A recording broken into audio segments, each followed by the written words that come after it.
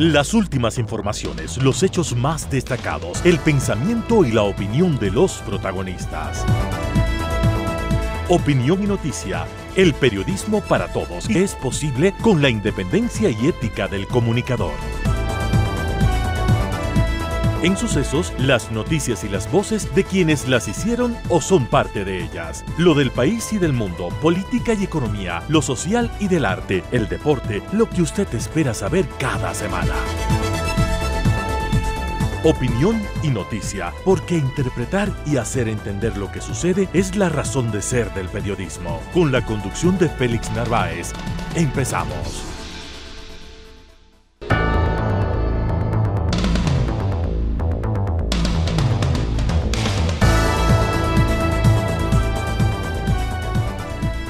Amigos, un cordial saludo al inicio de esta programación. Estamos en Radio Sucesos. En Quito nos escuchan por la señal 101.7 FM y desde cualquier parte del mundo en el www.radiosucesos.fm, en el Facebook Radio Sucesos Ecuador, en el Instagram @sucesosec, en el sistema X Radio Sucesos S, en el WhatsApp tenemos un número también para que se nos conecte, el 099-440-113. Muchísimas gracias por su sintonía, por su atención. Aquí empezamos.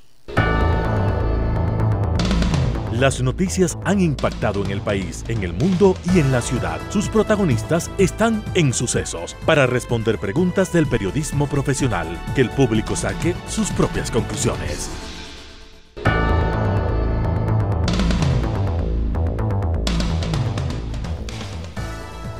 El hijo menor y la esposa del victimado candidato presidencial Fernando Villavicencio recibieron el homenaje post-mortem apoyado por personas representativas de la capital. Este acto fue en la histórica Sala Capitular de San Agustín y ocurrió una vez que el municipio no aprobó dar la condecoración al asesinado político, distinción que anualmente se otorga por parte del Cabildo a personas o entidades locales destacadas.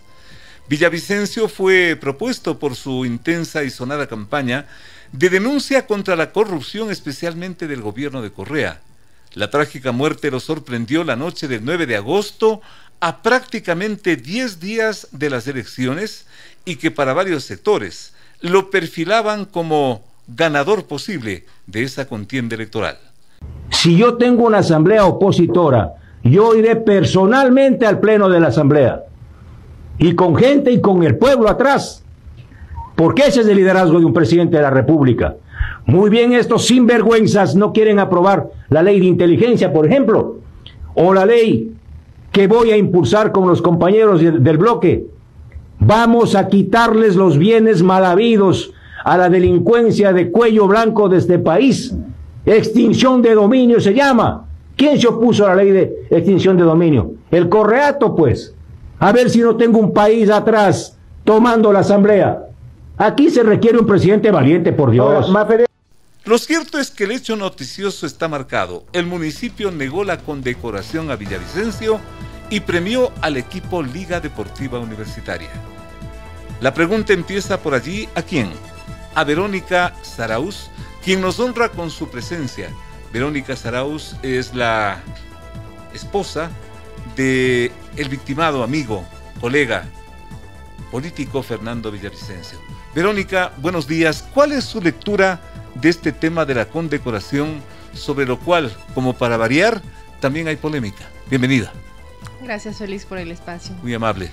Bueno, así como usted lo resumió brevemente, el municipio negó la condecoración y dio en lugar de a Fernando a la Liga de Quito. También muy merecido el reconocimiento, ¿no? ¿Cómo no? Pero sí, hubo un grupo de notables quiteños que emprendieron esta lucha para que Fernando llegue a ser mencionado en el municipio, pero no se dio y lo realizaron el día de ayer simbólicamente en la iglesia de San Agustín. De hecho, fue Martín quien recibió la condecoración. ¿Cuál es su lectura de esto, Verónica? Bueno, Fernando hubiera estado feliz de que le pusieron un cangrejo en la bragueta, hubiera dicho al pobre alcalde de Quito, con semejante... Vale la comparación. Con semejante mandado que le dieron los quiteños, ¿no? Un poco difícil que un municipio correísta premie a Villavicencio en la práctica. Totalmente, o sea, nos hubieran puesto realmente en bastantes aprietos, porque si se daba ya la condecoración del municipio de Quito hacia Fernando, era bien complicado para nosotros recibirla de manos del alcalde de Quito, que es miembro de esta organización política que de alguna manera está vinculada al asesinato de Fernando. Si esto fue y es difícil por las obvias razones que el público inclusive ya tendrá su propio comentario, ¿qué tan difícil va a ser? Y hablamos de 4 meses que han pasado de esta tragedia. ¿Qué tan difícil va a ser ubicar a los responsables de este magnicidio? Bueno, está en indagación, está la segunda parte de la investigación, está justamente llevándose a cabo.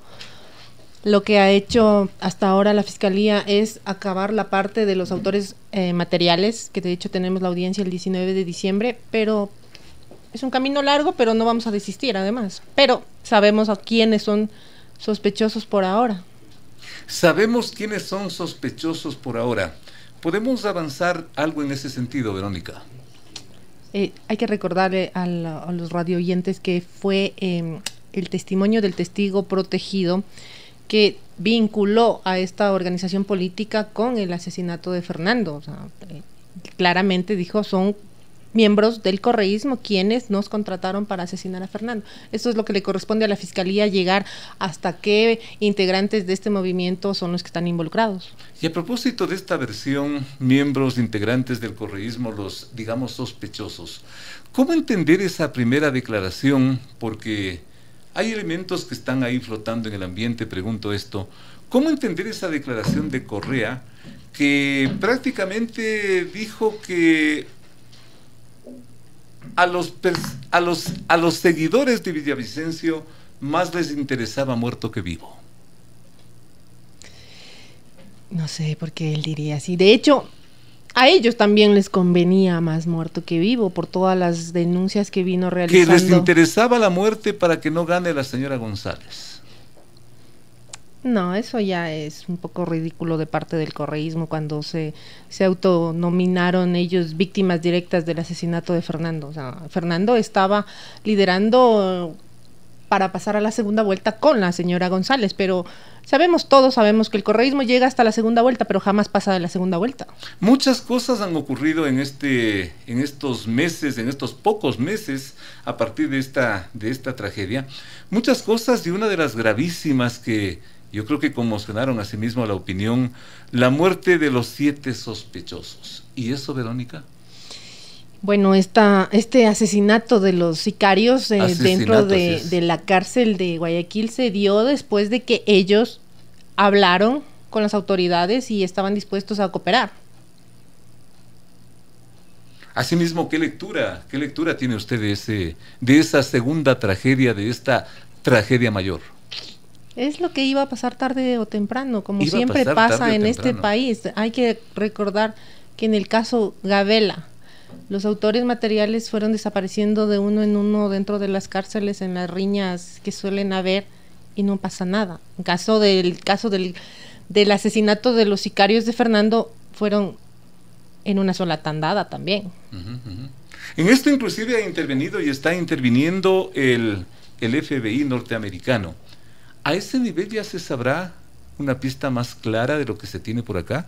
De hecho, es gracias a la intervención del FBI es que se logra que estas personas hablen y se tienen las grabaciones de lo que confesaron, se podría decir, dentro de la cárcel. ¿El FBI le ha hecho llegar información a usted?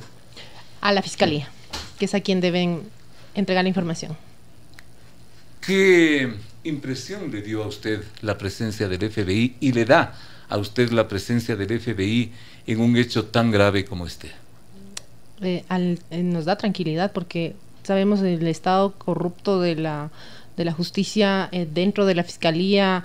Hay jueces, hay fiscales corruptos y por ahí se va filtrando todo. De hecho, el caso del Fernando siempre fue un problema porque desde el inicio se metieron abogados, no sé con qué interés a la causa. Entonces, desde ahí ya se iba filtrando toda esta información y como estábamos además en época electoral, estaban utilizando el asesinato del Fernando para fines electorales. Verónica, y toda esa información, esa valiosa información, yo diría sorprendente investigación de Fernando, ¿qué va a pasar? ¿En qué va a quedar todo eso? ¿Quién es el heredero de tomar esa antorcha para llegar a algo? Porque caso contrario, eso va a un archivo, con todo respeto, o al canasto de la basura. Ustedes los periodistas son los que están obligados además a seguir las investigaciones de Fernando, porque Fernando era uno de los suyos, más allá de que haya dado el salto a la política, Fernando era un periodista. ¿Y a nivel institucional? ¿Y a nivel de investigación, por ejemplo, de una asamblea, a nivel de la justicia, a este nivel, Verónica? Bueno, esta última conformación de la Comisión de la Verdad que hicieron en la asamblea para investigar el asesinato de Fernando, lo que yo he dicho en días anteriores es que poco o nada pueden hacer ellos porque al acceder al expediente no van a poder, está en investigación y en etapa reservada. Lo que podrían hacer es un resumen cronológico de toda la persecución que sufrió Fernando durante el correísmo que desencadenó en el asesinato de Fernando. Eso políticamente sirve como para refrescarle a la memoria a este país que no tiene la memoria que le dura 3 días y no dura más. Mucho de esa investigación reservada, mucho de esa investigación inclusive fuera del país, ¿cómo retomar esos elementos, Verónica? Bueno, ya una vez que ya pase el proceso de investigación y todo se pueda hacer público, la información que tiene Fernando también será entregada a todos los periodistas porque la información es pública. Él siempre, de hecho, a Fernando se le conoció por compartir la información, él jamás se quedó con información. ¿Cristian Zurita viene a ser también el gran abanderado de todo esto para continuar con la investigación y la denuncia? Por supuesto, Cristian ha decidido regresar al periodismo y aplaudo esta decisión que ha tenido, ¿no? Porque dio este otro salto también, pero por las circunstancias, por la lealtad a su amigo, pero era el tiempo que él tenía que estar en ese espacio. Él es más importante en el tema periodístico que en el tema político. Esto en cuanto a los elementos que están flotando y que son de dominio público. En cuanto a la parte personal y con todo respeto, porque esto también mucho se pregunta la gente, con su esposa, con Verónica en este caso, Fernando en algún momento le dijo, en algún rato me van a matar. Sí, de hecho, cuando puso la denuncia en la fiscalía por intimidación contra los 5 asambleístas que se está investigando justamente ahora. 4 correístas y un social cristiano. Correcto, entonces sí, él ya sabía que estaban organizando algo en contra de él. ¿Y pese a eso pasó lo que pasó, Verónica? Hay que preguntarle. ¿Le dijo solamente a la esposa, le dijo solamente a usted, o eso también dijo a la policía? Lo dijo en la policía y está puesta la denuncia en la fiscalía, pero la policía es la que tiene que responderle al país por qué no le brindó más garantías para la seguridad a Fernando. Sobre estas responsabilidades, sobre los autores, sobre todo intelectuales, sobre el que mandó a pagar este crimen, ¿qué es lo que no se ha dicho hasta aquí, Verónica? Bueno, se sabe que más o menos fue un pago de $200,000 que ni siquiera se les pagaron completos, sino en partes, además.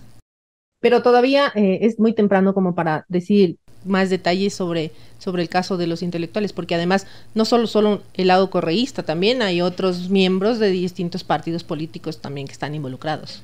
¿La fotografía de los tetones de escuchado podría ser una gran pista? Por supuesto que sí, ahí están muchos de los sospechosos.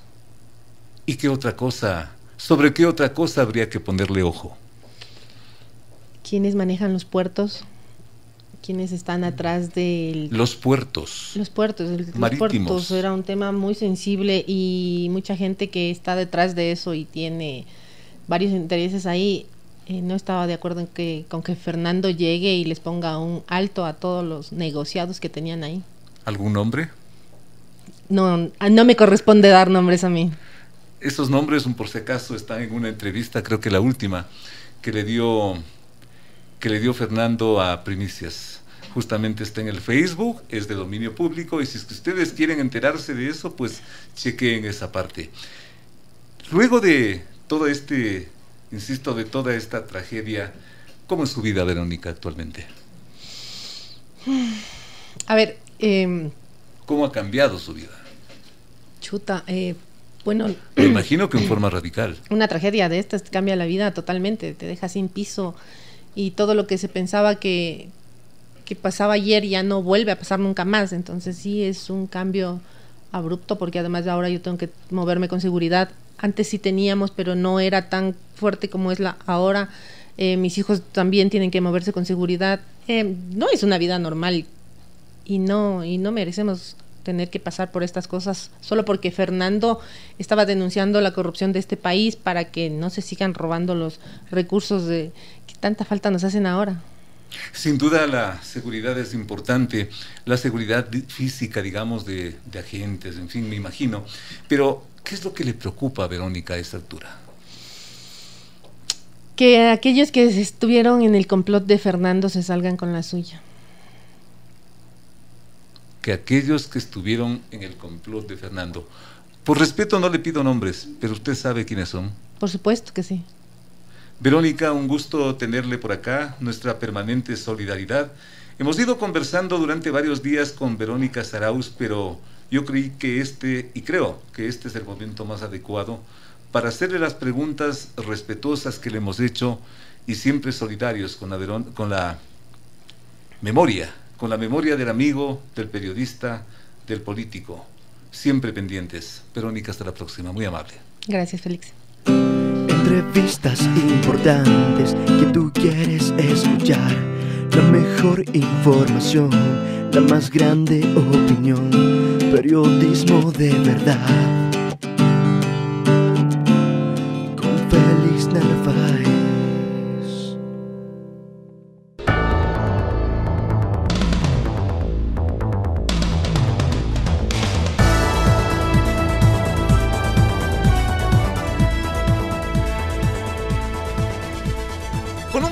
De 90,000 pasajeros diarios empezaron las operaciones comerciales del Metro de Transporte Subterráneo de Quito.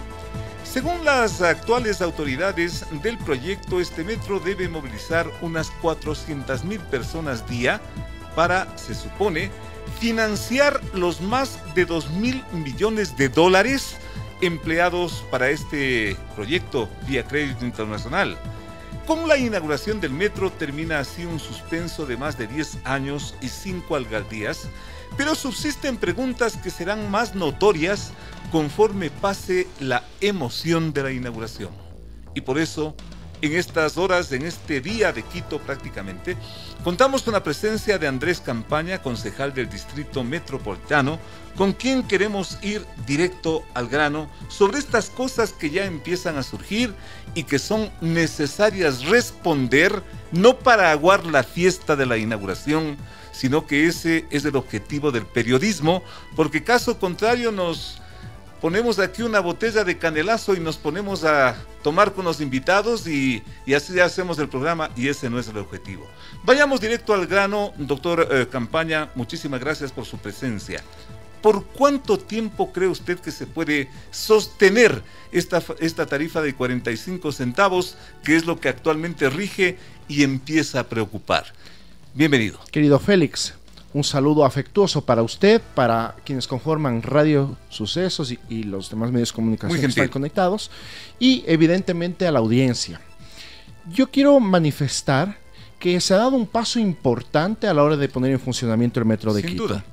Recordemos que el Metro de Quito significó una inversión de 2.100 millones de dólares, inversión que salieron de los bolsillos de los quiteños y las quiteñas. Inversión que empezó en 1.500 millones y que llegó a la cifra que usted ya menciona. En efecto, y que en su momento deberá ser auditado, y que además, nosotros estamos en proceso de fiscalización. Se me adelantó, pero ¿por cuánto tiempo cree usted que es sostenible los 45 centavos? Hay un problema de carácter estructural. A ver. Y que yo quiero manifestar que de la misma forma que he señalado que se ha dado un paso importante, es necesario dar de forma inmediata un segundo paso que lastimosamente se lo ha venido postergando desde hace varios años atrás y que hubiera sido importante que esté previo al funcionamiento del metro. Un segundo paso. Y estoy hablando de la integración del sistema. El Sistema Integrado de Transporte de Quito. ¿Qué significa qué? El metro hoy en día, tengamos muy en claro, va a ser el principal subsistema de movilidad. Pero para que funcione necesita estar conectado a la empresa de pasajeros, estoy hablando del trolebús, de la ecovía, entre otros. Del sistema municipal. Del sistema municipal, pero también de las operadoras del transporte privado. Ya.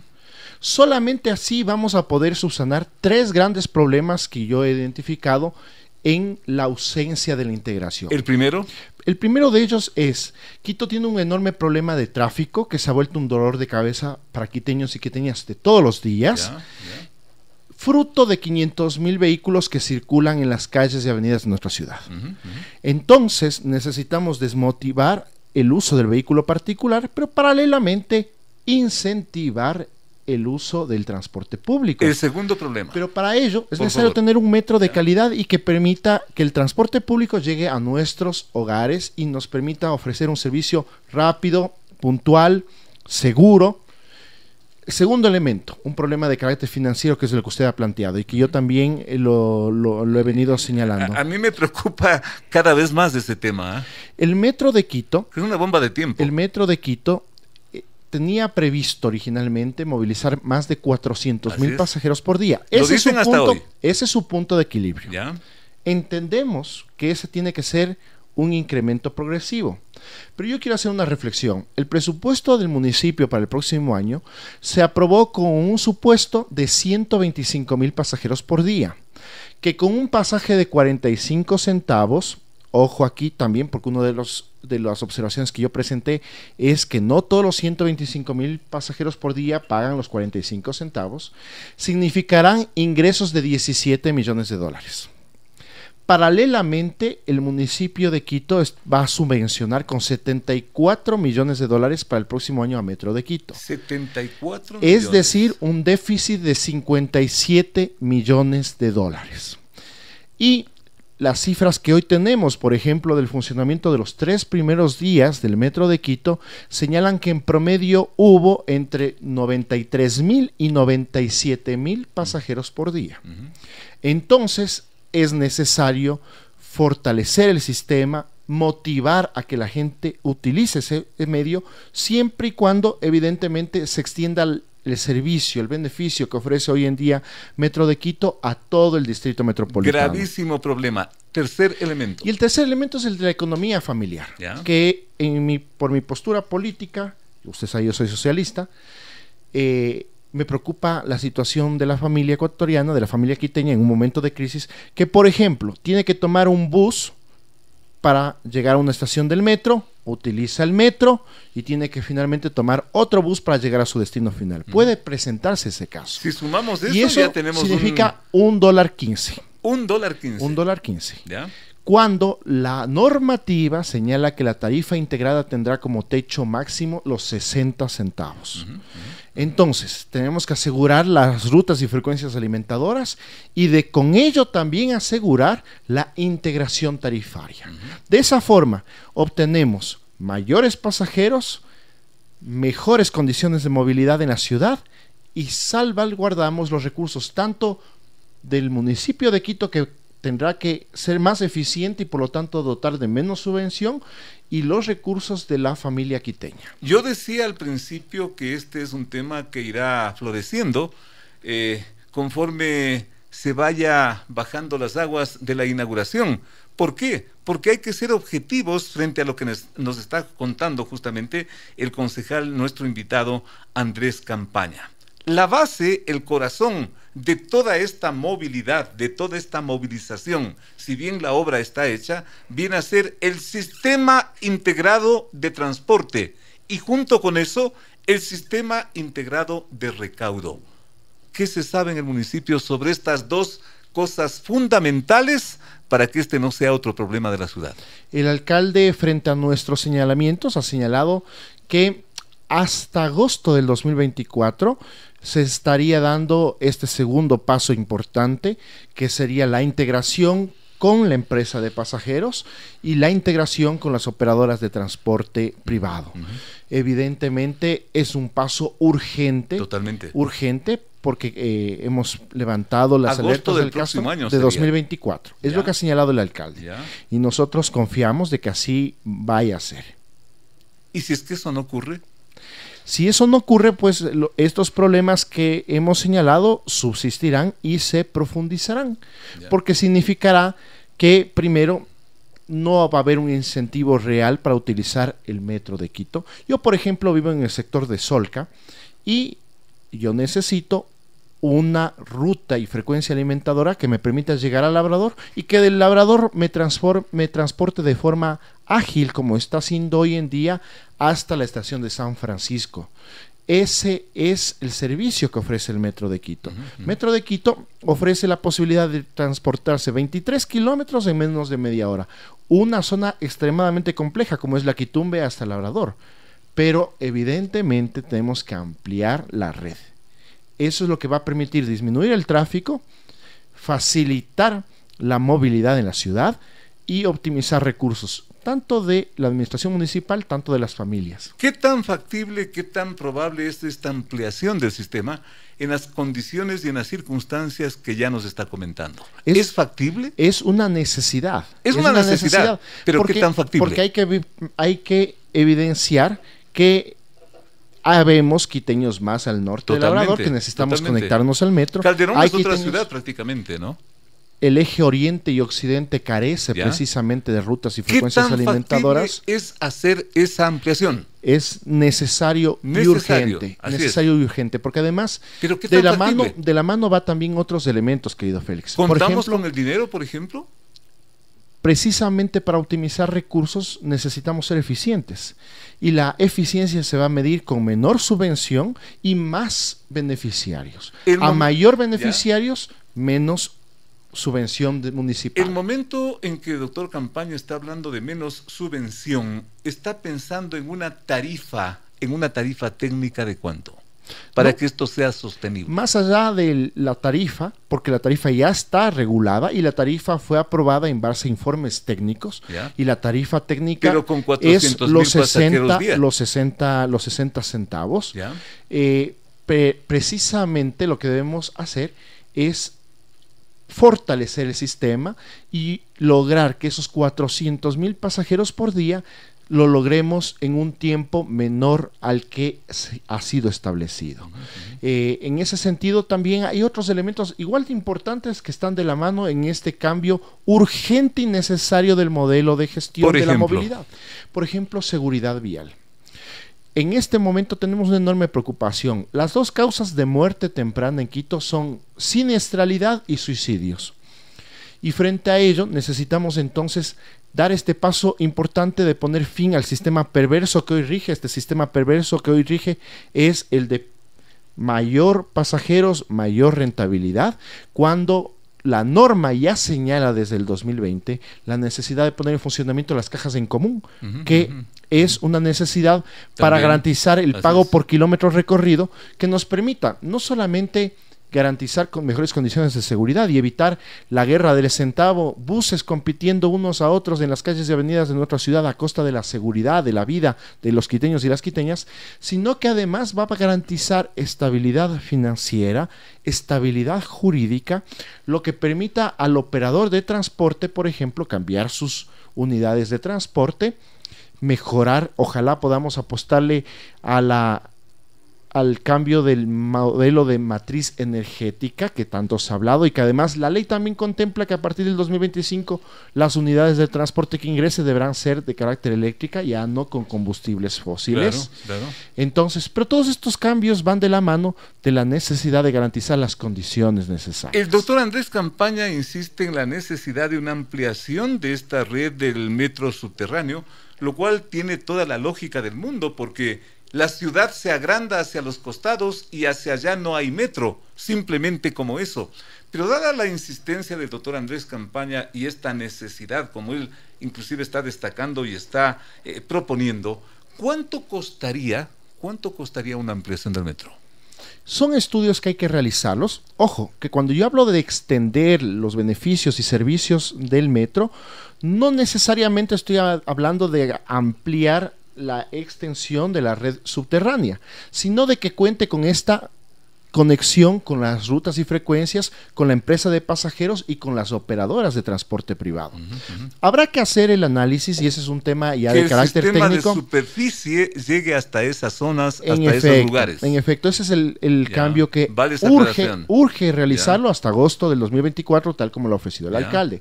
Sin embargo, sobre también algunas otras propuestas que ya comienzan a circular y asimismo anuncios del alcalde sobre extender la red subterránea, lo que debemos mencionar es que hay inversiones que ya se las realizaron y que hoy ya no son necesarias, por ejemplo el caso de las tuneladoras. Sin embargo, sí hay que hacer unos buenos estudios técnicos financieros que den cuenta el costo-beneficio de extender la red subterránea. Es probable que eso ayude a este objetivo que yo he planteado, la necesidad de que del metro nos beneficiemos todos los quiteños, indistintamente si nos ubicamos en el eje central, doctor, o no. Pero si es que ya estamos endeudados en más de 2.000 millones por el metro que ahorita funciona, ¿resistirá la economía endeudarnos en por lo menos del 50% más, simplemente pensando en una cifra? Recordemos que la deuda de los 2.100 millones de dólares es una deuda que ya ha sido poco a poco amortizada. Todavía hay un saldo pendiente, evidentemente.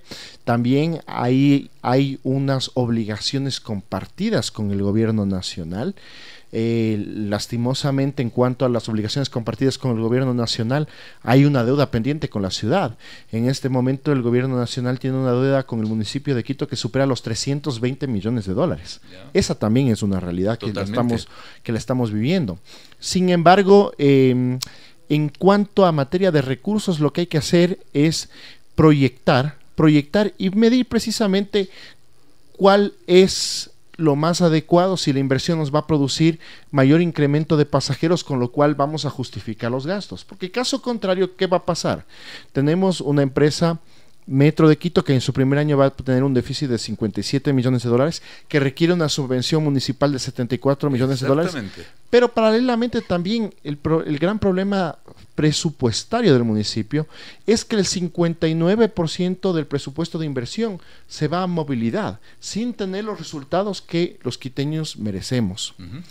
La empresa de pasajeros presenta déficits o presenta una subvención el próximo año de 59 millones, que se suma a los 74 millones de Metro de Quito, por mencionar algunos ejemplos. A propósito de esto, doctor, y para no dejar ahí pendiente algo que usted también mencionó y que también preocupa al periodismo, al periodista, ¿por qué no? El hecho, doctor, de las denuncias que hasta vísperas prácticamente de la inauguración, y prácticamente con eso se fue la anterior administración municipal del señor Guarderas, las posibilidades de que esto también esté afectado por la corrupción, asunto que viene de una investigación que se hizo en España y que obviamente no le gustó a la anterior administración municipal y a ciertos políticos vinculados con todo este proyecto. Esa parte, ¿cómo la van a manejar ustedes? Porque hay que contarle a la ciudad qué pasó con esta posibilidad de ¿qué? De corrupción. Sí, ahí tiene que ejercer acción en dos niveles. Primero, los órganos de control, entre esos la misma Contraloría General del Estado.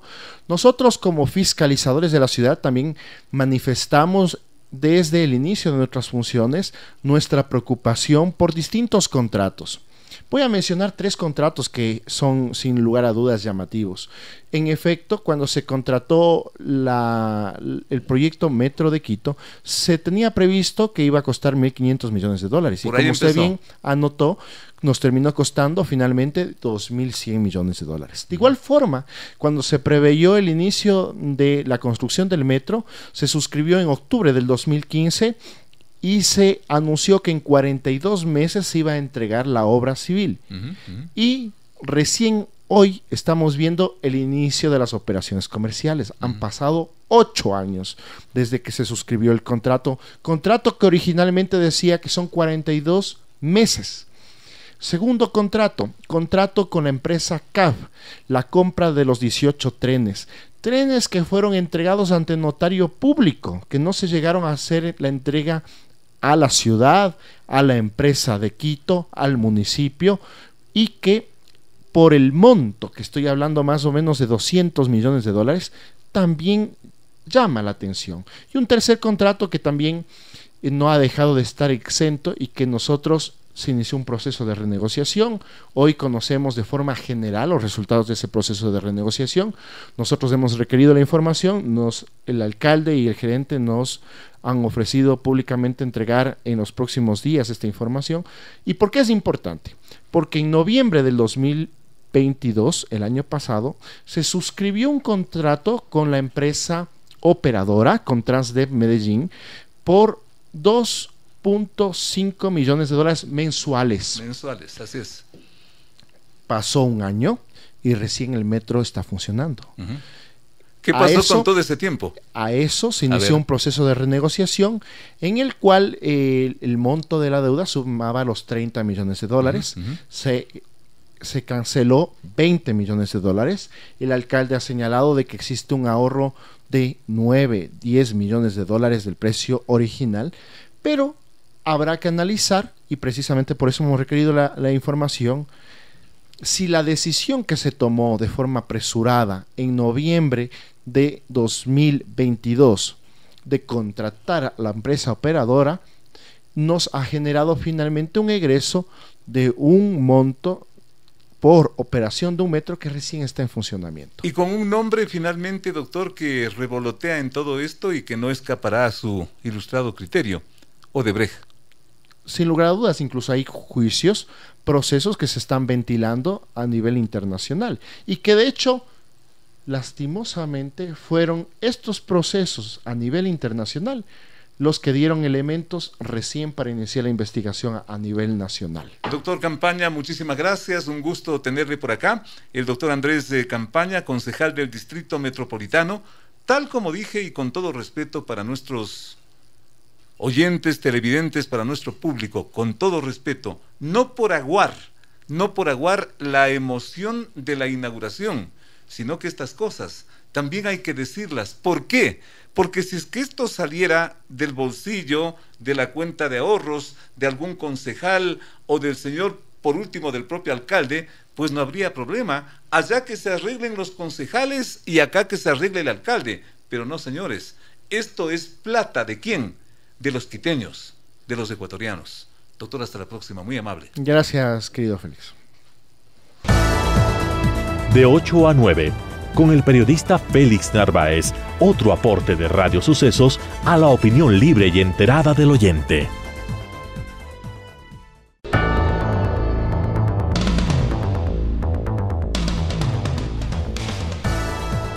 Y todo hace pensar que en pocos días la Asamblea Nacional, por magia de los votos, dará luz verde al proyecto de reformas denominado Ley de Eficiencia Económica y Creación de Empleo. Se esgrimen varios cálculos sobre el rendimiento de los ingresos del proyecto, pero redondeando serían unos 1.800 millones de ingresos que recibiría el Estado. En la otra orilla, mientras tanto, subsisten las cifras que alarman: déficit fiscal de 5.000 millones, atrasos por 2.872 millones y una caja fiscal de apenas 184 millones. Esto es lo que recibe el actual gobierno. Sin embargo, el presidente Noboa va cumpliendo su oferta de no crear impuestos al pueblo ecuatoriano. ¿Esto es positivo? ¿Así mismo es la cosa? ¿O cómo mismo van las cosas en este país económico? Bienvenida a Rodrigo Gómez de la Torre, expresidente del Consejo de Cámaras de la Producción. Buenas noticias, malas noticias, ¿cómo va la vía económica? Bienvenido. Estimado Félix, gracias por la invitación, un saludo gracias a todos, un saludo gracias a Telesucesos y a Radio Sucesos. A ver, yo creo que el proyecto económico tiene una ruptura de paradigma, la cual la veo positiva. No está pensando solamente en más impuestos a la gente, está pensando en una distribución distinta del impuesto. De lo que yo había visto, no veía que sea tanto como 1.800 millones de recaudación. Y sí veo un aspecto preocupante en el proyecto. ¿Qué sería? Que es el tema de esta autorretención del 3%. Ya, porque esta autorretención del 3% está planteando que tú vas a recibir como utilidad sobre ventas al menos del 3% neto, porque te estás poniendo hasta el 3% de utilidad anticipadamente sobre tus ventas. Entonces, si tú al final del año 2024 tu ingreso, tu utilidad sobre ventas fue del 2.5, el Estado habría recaudado un 0.5% extra que en principio debería devolver, ¿ya? Y el otro problema que tiene esta autorretención es que es pan de hoy, hambre de mañana, pues. ¿Por qué? Porque estamos recogiendo la plata de abril del 25 a lo largo del 24. Entonces, con esa plata se nos hace agua, cuando vas al cajero y sacas $10, pagaste 6 en alguna cosa y no sabes qué pasó con los otros 4. Pero para los 18 meses de gobierno está bien planteado el asunto. Está ¿o no? bien planteado en tanto y en cuanto él piense en una reelección, y esperaríamos en ese caso una preocupante reforma tributaria para el 2025. Que se aprobaría en el 24 para aplicarse el 25. Reforma tributaria. Preocupante, mantengo las palabras, porque han de querer venir nuevamente con el famoso impuesto al patrimonio por una sola vez, por cuarta vez, porque a algunos les encanta el impuesto al patrimonio. Pero yo sí quiero hacerte mención de algo. Yo creo que el proyecto de ley tiene aspectos positivos también, porque creo que a los tiempos vemos un proyecto de ley que, si bien no puede concretarlo como tal, como lo planteó en su momento el proyecto de creación de oportunidades, que ni siquiera fue aprobado por el Consejo de Administración Legislativa el gobierno pasado. Este proyecto de ley en su titular te dice Ley de Eficiencia Económica y Creación de Empleo. Creación de empleo. Te plantea una reforma a lo que son zonas francas. Reconoce que el régimen tributario extremadamente variable que tiene el Ecuador no atrae inversión. El momento que tú creas una zona franca, tú creas un blindaje para que las normas cambiantes en el Ecuador con las políticas del funcionario de turno no se apliquen. Le da certeza al inversionista. Segundo punto, reconoce que en el espacio de zonas francas, por ser un ámbito de carácter temporal, que si bien puede ser temporal de 30 años, pues también te dice que tendrá un régimen laboral diferenciado.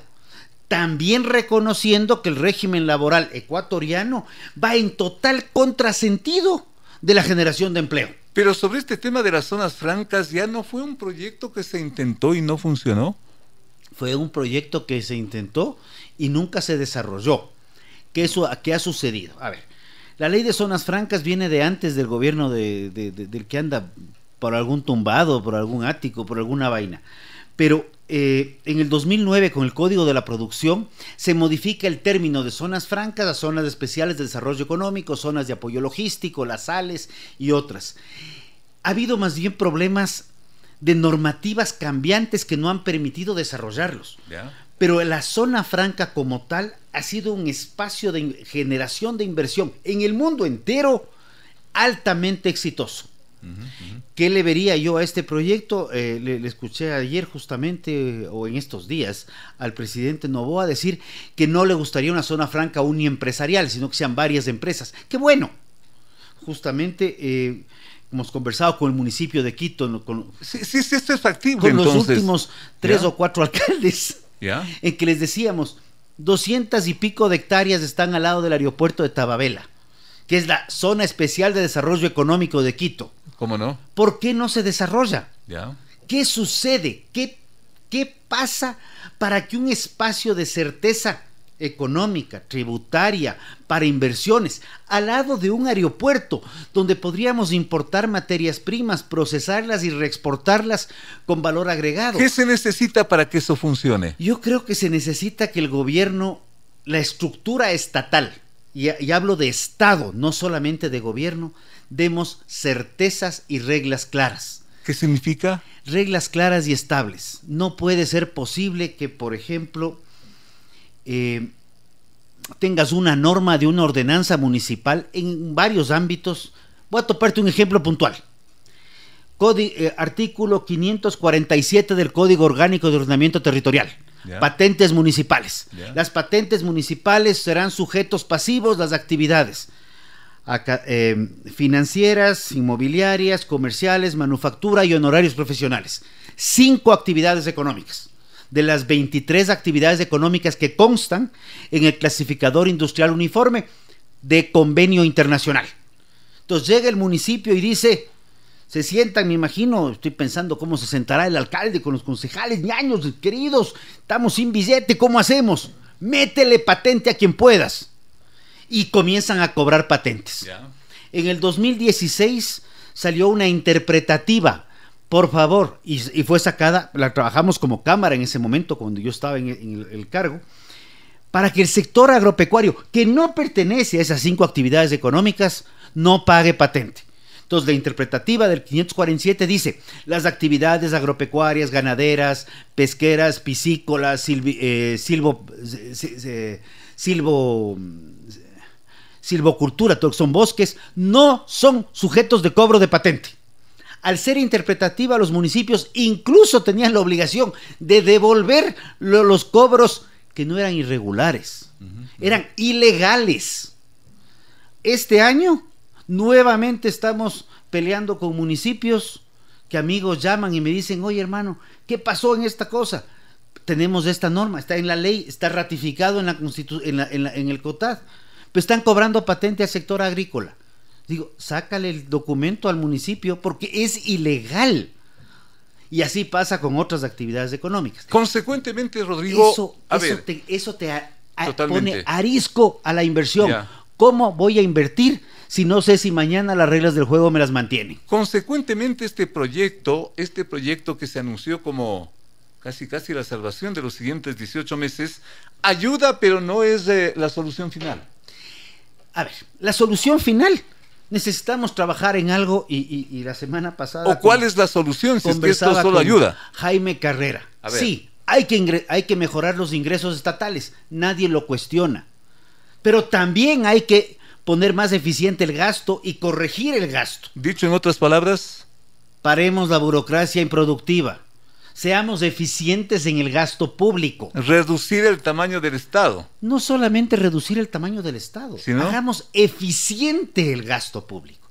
No necesitas el asesor del asesor del asesor y la secretaria para cada asesor o secretario para cada asesor. ¿Y los que ya están empleados a la desocupación? Habrá que ver quiénes están bajo la Ley Orgánica de Servicio Civil y Carrera Administrativa, la LOCEP, y habrá que ver quiénes están bajo contrato, que por cierto, los contratos ocasionales tienen una vigencia de 1 año, renovable por un solo año más, pero tienes muchos que están ahí. Cuando tú reactivas el aparato productivo, y ya te voy a dar la otra parte de la ley que me parece interesante, el sector privado busca gente, colaboradores para trabajar, y cuando tú le dices al gobierno, el gobierno te dice, estamos sin billete, no podemos hacer nada, no tendremos carreteras, no tendremos hidroeléctricas, no tendremos escuelas. Y el sector privado te golpea la ventana y dice, en vez de pedirle al gobierno, oye, Taita Estado, contrátame para hacerte la carretera, proponle, yo entro aquí como una alianza público-privada o como una concesión, estas son las reglas, yo te hago la vía. Yo te hago las escuelas, yo te hago la hidroeléctrica, no con esos créditos leoninos con China, sino yo te construyo el Coca-Cola Sinclair, yo opero por 20 años y te lo entrego, tal cual sucedió con el oleoducto de crudos pesados en el 2003. Las empresas privadas dijeron, Estado, usted no ha sido eficiente en el transporte de crudo, nosotros ponemos la plata para extraer y transportar nuestro crudo, pero no se preocupe, en 20 años le entregamos el oleoducto para que usted siga operando y es de propiedad del Estado. Ya que estamos hablando de salidas de propuestas de fondo, ¿por qué no pensar también en esto que varios analistas mencionan, la evasión tributaria como una fuente también de fondo para solucionar los problemas, o eso no es posible? Claro que es posible. La evasión tributaria hoy con los sistemas informáticos que tenemos es muy fácil llevarla. Entonces yo no entiendo cómo se complican tanto. Yo veo tablas en que dicen hay un tanto por ciento de informalidad en este sector, hay un tanto por ciento de evasión en este sector. De hecho, acuérdate los números, porque, perdón, voy a dar un número al azar, pero tenemos un estimado estimado de 345.453.025 centavos. Entonces tú dices, chuta madre, ¿cómo, perdón la palabra, pero ¿cómo estimaron eso? Tenemos un estimado de alrededor de 340 millones. No, hasta con centavos nos dan los estimados. ¿Por qué no romper un poco los paradigmas? ¿Y hacer? ¿Por qué no apoyamos el medio ambiente? ¿Por qué no defendemos los principios sobre los cuales hablamos de medio ambiente? Y recuperamos el decreto ejecutivo 1054. 1054 es el decreto ejecutivo emitido en el gobierno de Moreno con el exministro René Ortiz, ¿qué permite? Regularizaba el tema de subsidios a combustibles. Seamos francos. ¿Ya? El principal generador de gases de efecto invernadero es la quema de combustible fósil. Regularicemos el 1054, digamos que no se reduzca a 0 en 2 años, sino que se reduzca a 0, arranquemos de nuevo a 5 años, a 7 años, y vamos ajustando los precios de los combustibles mes a mes, como pasa con la gasolina súper. ¿Y el costo político? Es que ahí vemos el otro... A ver, Félix. Para esa parte... Necesitamos un tema aquí. ¿Cómo no? Yo tengo el pelo que está creciendo y si el día de mañana estará más largo, con orgullo llevaré una cola. Y cuando estoy en la finca, con orgullo y hasta con comodidad llevo un poncho.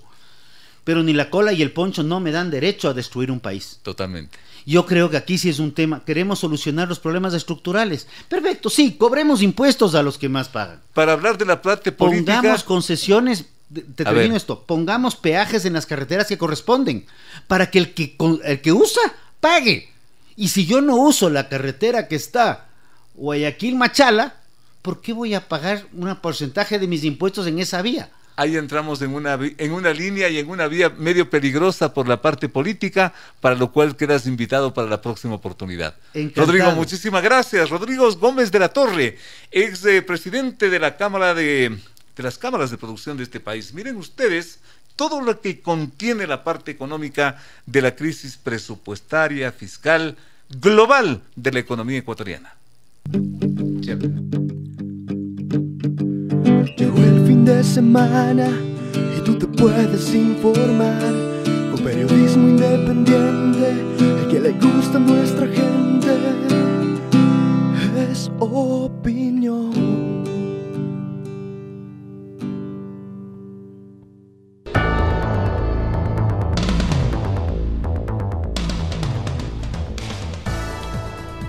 Con la inauguración del metro de transporte y algunos actos artísticos y la sesión solemne, que en la práctica es una lista de buenas intenciones, se conmemoraron los 489 años de fundación de Quito.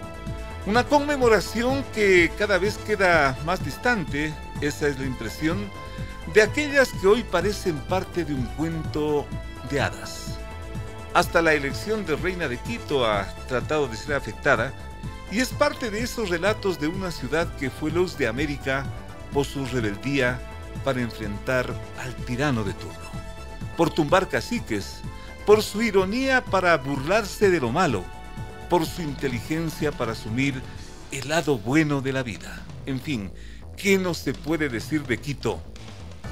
Hoy nos acompaña el doctor Nelson Maldonado, médico de profesión, artista de vocación, a quien lo saludamos para que nos cuente a qué tipo de ciudad estamos evocando, festejando, celebrando en estas horas. Doctor, bienvenido. Muchas gracias, licenciado. Gracias por la invitación. Saludo a los miles de oyentes de su programa, que yo no me lo pierdo nunca. Muy gentil. Una vez al año nos engañamos. Una vez. Nos mentimos. La carita de Dios. No le veo a Dios tan feo, sinceramente. No le veo a Dios cuidándose las espaldas, con recelo de sacar el celular porque lo van arranchando o lo van asaltando en cualquier lado. Una vez al año nos mentimos, piadosamente. Que Quito fue, antes así fue. Yo recorro Quito desde los años 50 y era muy distinto. Ahora todo el mundo tiene cara de estreñimiento crónico, todo el mundo está bravo. Asustado. Están con sustos, preocupados, sí, pero están bravos. Bravos. Yo recuerdo... ¿Qué nos pone bravos? La situación que está. Estamos saliendo encima de todo de una terrible pandemia que nos va a tomar años recuperarnos, años. Y decimos, ¿qué futuro hay? ¿Qué hacen? Si no nos viene alguna otra sorpresa en el camino. Cualquier rato. Cualquier rato. ¿Qué piensan los hijos y los nietos? ¿A qué horas me voy? Nada más. Antes viajábamos de turismo, ahora no, ahora viajan para quedarse. Y están viendo que hay otras opciones. El Salvador es una de ellas. República Dominicana es una de ellas, donde se habla el mismo idioma, porque el país del norte, el grande, tampoco da garantías, tampoco está bien allá. Es decir, el mundo está de cabeza, en todo lado. Comencemos por el clima. Menos 50 grados en Rusia. Y el verano pasado, 50 grados en España. Pero hay un país bendito, que se llama Ecuador. Hay una ciudad maravillosa. Cuando hace calor hace 26 grados nomás. Y cuando hace frío, igual que la Tacunga, 8 o 9 grados. Entonces la gente debe decir, oye, qué bendición del país en el que ustedes viven. Qué bendito país. Pero hemos cambiado. Y donde se da todo, además. Todo. Es más, usted tiene, porque generalmente dicen con frutas de estación. Aquí estación es todo el año. Así es. Hay un graffiti por el centro. Hay de todo, ¿no? Claro que hay dice, de todo. Si no te gusta el clima, camina 6 cuadras. Y es cierto. O pásate a la acera de enfrente, porque allá hace sol y aquí ahí está ya lloviendo. Cambia. Así es. Y no nos damos cuenta de la maravilla que tenemos. No nos damos cuenta o no se dan cuenta los responsables también de todo esto. Pero es que todos somos responsables. Todos somos Pensar responsables. que un alcalde, 21 concejales, 900 policías van a mejorar la ciudad es mentira, es más que utópico. Mientras el quiteño no decida poner de su parte, en su metro cuadrado, no va a cambiar. Porque vea, las iglesias son las mismas de hace 500 años. No han cambiado. Sí, señor. Seguimos siendo patrimonio de la humanidad. Las mismas calles en la práctica, ¿no? Pero ¿qué pasó? Las mismas escalinatas. Igualito. Los mismos campanarios. El quiteño cambió. El quiteño cambió. se volvió huraño, se volvió mal genio, se volvió, además, una ciudad tan política como es esta. Porque en otras ciudades reciben los coletazos de lo que en Quito pasa, pero aquí tenemos una asamblea con 4% de aceptación. Tenemos personajes que uno dice, ¿cómo este fulano pudo llegar al cargo que está? ¡Qué vergüenza! Tenemos alcaldes del 18, 19%, que indica que 80 personas no votaron por él. Y el quiteño que es contestatario, el quiteño que es respondón, dice, no me representa. Y de repente estamos metidos en un círculo vicioso del cual no salimos. ¿O será que ya no hay quiteños, doctor Maldonado? No hay liderazgo. Exactamente. Ese es no necesitamos. Exactamente. No necesitamos políticos, necesitamos líderes. ¿Qué es esto de liderazgo, doctor Maldonado? Ese que se va solito mientras 300 van por otro lado.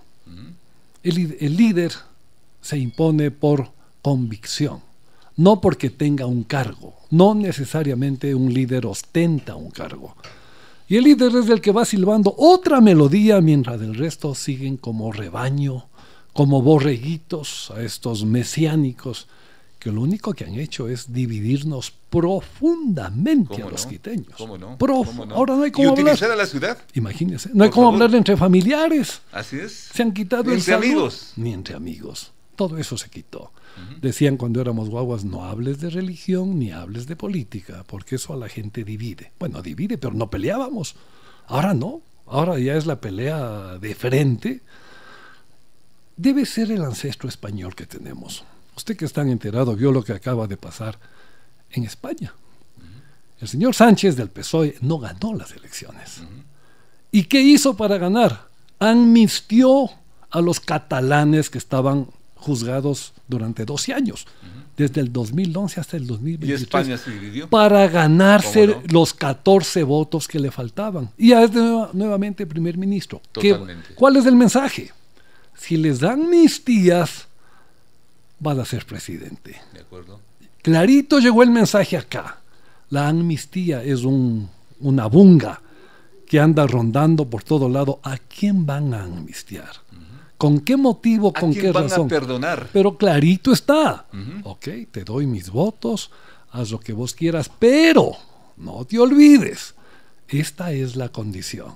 En España acaba de darse el más flagrante hecho político que desnuda las miserias humanas. Muy buen ejemplo. Él no ganó, ganó el señor Feijóo, Así es. pero le faltaban los votos. El otro, más fácil, más rápido. Ok, yo les perdono a tus etarras, yo les perdono a todos ellos, algunos en cárcel. Yo les perdono, porque tiene la potestad de perdonar, a cambio de tus 14 votos. Y ahora salen ellos libres y todo Madrid protestó, media España protestó, ya es tarde, ya es nuevamente presidente del gobierno. Un ejemplo que es muy gráfico, yo diría dramático, que está viviendo el mundo, observando el mundo en los actuales momentos y sobre todo Europa. Pero coincidentemente acaba de ocurrir Fiestas de Quito, usted también es una persona muy bien informada. Acá le acaban de condecorar a la Liga Deportiva Universitaria por su exitosa campaña y está muy bien. Pero no le condecoraron al señor Villavicencio, asunto que era pedido por representativos de esta ciudad, y la ciudad se vuelve a dividir. 72% de aprobación tenía la petición de que el gran collar San Francisco de Quito, que es la máxima presea, se le entrega a Fernando. ¿Y eso, doctor? Bueno, hay varias lecturas. ¿Contra quién luchó él? ¿Cuál fue su enemigo declarado? Precisamente aquellos encargados de dar los collares, de dar las preseas. Se presentó 112 páginas. Fue lo que Óscar Terán, que fue el mentalizador, presentó. Entró a Citra en el municipio, ya era un documento oficial. Cuando se reunió la comisión del municipio, ni siquiera fue tratado el tema. Ni siquiera para decir, mire señor, de acuerdo, pero la liga es más importante. No lo trataron. Pasó a inadvertido el día de ayer. Un grupo quiteño otorgó un collar de San Francisco en memoria de quien fue una persona que se la jugó. Yo digo, independientemente, en mi parecer, de la tendencia o pensamiento que haya tenido, ofrendó su vida por lo que él quería. Si hubiera sido de otra tienda política, yo igual lo hubiera aportado para que le sea entregado una condecoración, un reconocimiento. ¿No pasó? Esta división de Quito, esta división de la ciudad, en momentos como estos, momentos históricos, doctor Maldonado, ¿a dónde nos llevan? ¿En qué va a parar todo esto? Porque de esto ya estamos como que cansados repitiendo la misma historia. Es como la depresión. ¿A dónde vamos, Es doctor? como la ansiedad. ¿A dónde vamos? Uno sabe cómo comienza, pero nunca sabe qué tan profundo puede llegar. ¿Cómo no? En la depresión, el suicidio. En la ansiedad, también. Caramba. En la política, pues este rato uno dice, ¿cuál es nuestro norte? ¿A dónde queremos ir? La política nos está matando, doctor Maldonado. En todo lado. En todo lado. Porque quienes ostentan cargos políticos no los merecen. Pero es un mal sin remedio, entonces. Si usted se va a operar la vesícula, ¿Ya? me pregunta, me dice Nelson, ¿cuál es un buen cirujano de vesícula? Yo le recomiendo el que me operó a mí. Claro. Yo cuando volaba, preguntaba quién es el piloto. Y trataba de coincidir con... Había un piloto de apellido Córdoba, había un señor Lara, a los cuales les tenía una confianza absoluta. ¿Por qué no exigir la misma preparación a los políticos, que son los que van a decidir por nosotros? ¿No? ¿Qué hizo Cuba? Les trató de gusanos a los que no estaban con Castro. ¿Qué hizo Chávez? Les puso un mote parecido a los anti-Chávez. ¿Qué hizo el Correato? Les llamó pelucones. Es parte de una agenda perfectamente bien tratada para dividirnos, y lo lograron. Para separarnos, y lo lograron. Y el país se divide entre pro-Correa y anti-Correa. Y el mundo es mucho más amplio que eso. Mucho más amplio. ¿Qué hacer para que los quiteños como usted, por ejemplo, doctor, retomen las riendas de esta ciudad tan dolida, tan maltratada, tan olvidada? En Venezuela, antes de olvidarme, les dicen escuálidos. A los que acá les dicen pelucones.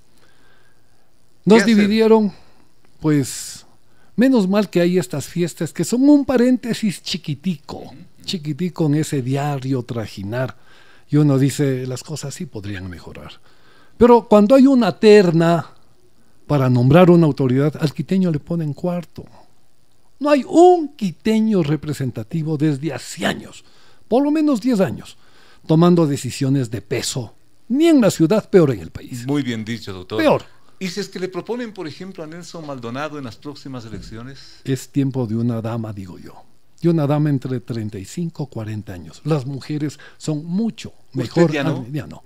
Son mucho ¿Por qué, mejor doctor? administradas. Porque yo le conté alguna vez, yo iba de candidato a concejal hace, creo que son 13, 14 años. Pero el candidato a alcalde se arrugó. Dijo al correato, no hay quien le gane. Y me dijeron a mí, mira, nos acabamos de quedar sin candidato a alcalde. ¿Quieres concursar tú? Le dije, ¿cuánto hay para la campaña? 0. ¿Cuántos comités barriales hay? Ni uno. Le dije, vamos, metámonos. El mensaje era de quiteñidad, de unión. Hagamos una gran minga quiteña, saquemos la ciudad adelante. No se necesita mucho esfuerzo, se necesita ganas de hacerlo, pero no hay quien lo proponga. Y de repente asoma alguien y usted, repito, dice, ¿y este qué hace ahí? ¿Qué hace la tortuga encima del poste?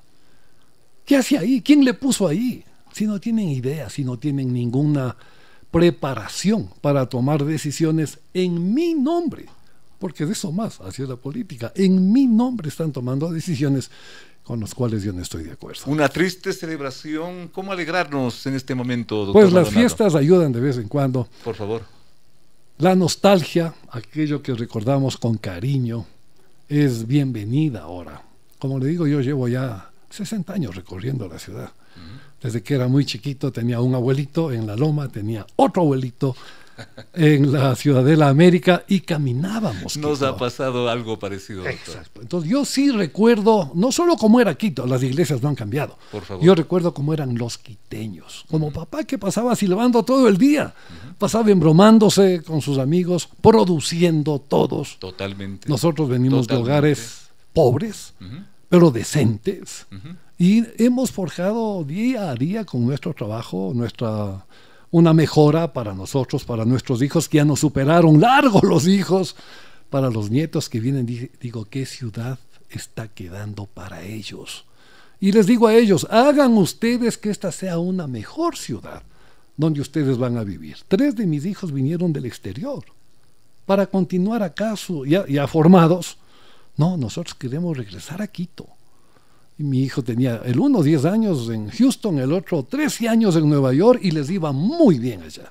No, yo quiero un abuelo, me dijeron, para mis hijos, y queremos aportar lo que hemos aprendido en nuestro país y en esta nuestra ciudad. Un honor conversar con un ecuatoriano, con un quiteño como el doctor Nelson Maldonado, en un momento como este, en un momento de tanto pensamiento, de tanta cosa que se nos viene a la mente, a la memoria, porque esta es la ciudad de nuestros abuelos, de nuestros padres, de nuestros mayores. Ojalá, como dijo al principio el doctor Nelson Maldonado, esto invite a la reflexión de todos, porque este debe ser un compromiso de todos. Doctor Maldonado, un honor tenerle por acá. Licenciado, felices fiestas y gracias a la invitación. Gracias, doctor.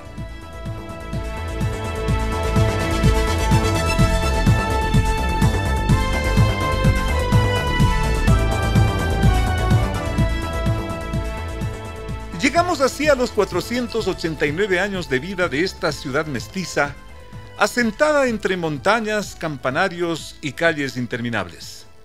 Edad que ha permitido que los poetas decanten, que las beatas les recen y que más de un aventurero, especialmente político, quiera abusar de ella. De allí que algunos encantos casi han desaparecido, dando paso a actos y números que no terminan de convencer. Los quiteños auténticos, muchos prácticamente se fueron, con lo cual, y al final del día, la ausencia de un liderazgo representativo de Quito es otra parte de este drama. Al querido Chapita lo cambiaron por agentes metropolitanos que solo tienen ojos para los celulares. Las tortillas fueron cambiadas por los salchipapas, el jugo de taxo por bebidas energizantes, el dulce de higos por las donas con colorantes. Al festejo taurino lo reemplazaron con nada, porque así también es la bronca política. Y al 5 de diciembre, para no irnos muy lejos, lo pasaron al 8 de diciembre, porque así dice la ley. La lista de cosas es interminable, Pero también es interminable nuestro empeño por mirar por esta ciudad, porque al hacerlo, estamos pensando en nuestros mayores, estamos pensando en nuestros abuelos, en nuestros padres, ¿por qué no?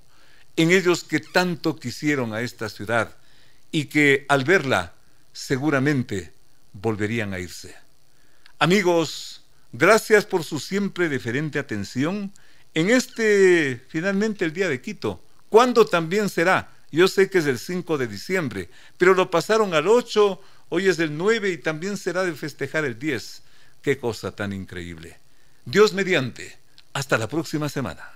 Las opiniones vertidas en este espacio por la producción y dirección del programa son de exclusiva responsabilidad de sus autores y de quienes intervienen en ellos.